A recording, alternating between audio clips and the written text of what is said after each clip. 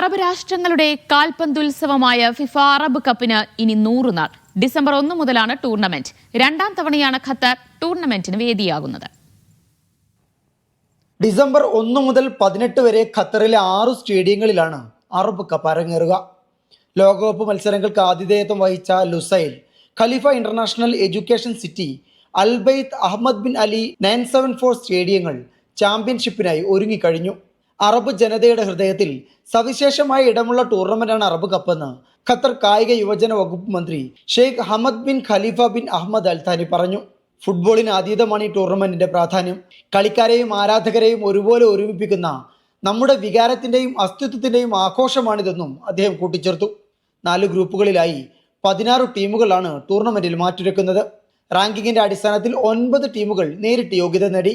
ആതിഥേയരായ Qatar, Morocco, Egypt, Algeria, Tunisia, Saudi Arabia, Iraq, Jordan, UAE എന്നീ ടീമുകളാണ് ഇടമുറപ്പാക്കിയത്.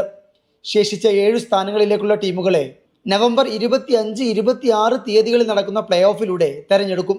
ലോകകപ്പ് ഫുട്ബോൾ തയ്യാറെടുപ്പുകളുടെ ഭാഗമായി 2021 അറബ് കപ്പിന് ഖത്തർ വേദിയായത്. 10 വർഷത്തെ ഇടവേളയ്ക്ക് ശേഷം പുനരാരംഭിക്കുന്ന ടൂർണമെന്റ് ഫിഫയുടെ പേരിൽ 4 വർഷത്തിലൊരിക്കൽ എന്ന നിലയിൽ ക്രമീകരിച്ചാണ് തിരികെ എത്തുന്നത്. 2029, 2033 വർഷത്തെ അറബ് കപ്പിനും ഖത്തറാണ് വേദിയാകുക. Media 1, Doha.